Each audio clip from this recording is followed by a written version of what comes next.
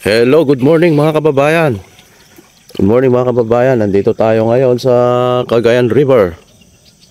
Magpapaligo tayo ng kalabaw. May mga nangisda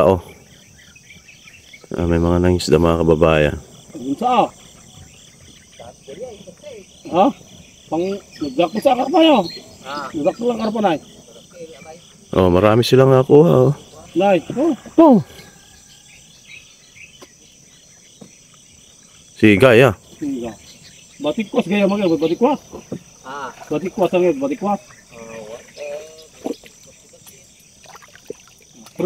Pero sa kami napapaigid lang ayo. Yan. Meron silang nakuha mga isda.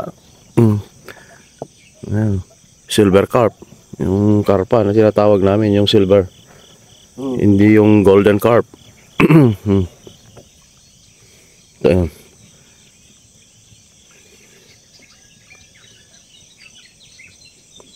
Ayan mga kababayan.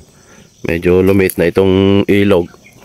Dahil sa summer. Ito mga kalabaw dito rin sila naliligo.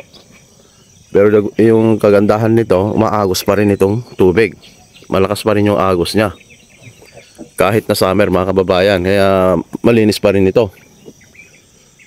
At dito kapag ganito na summer, dito naliligo yung mga karamihan mga kababayan.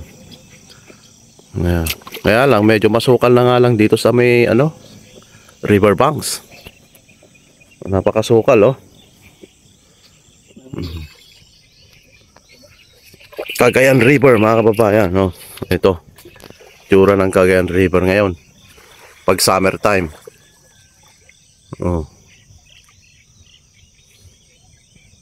Dati kapag ganitong mga buwan na nandyan na sa gitna, nakikita na yung mga buhangin, dati nakikita na yung mga buhangin dyan sa gitna at ang dami ng kumukuha ng dyan, yung tawag dito yung sa shells, tulya. Namumulot ka lang dyan sa gitna dahil nga na yan buhangin na mga kababayan. Tingnan nyo sa kabilang napakasukal, walang madadaanan. Yung mga rito nag-i-enjoy yung mga kalabaw na maligo. Yan mga kababayan, ito tinignan lang natin Cagayan River.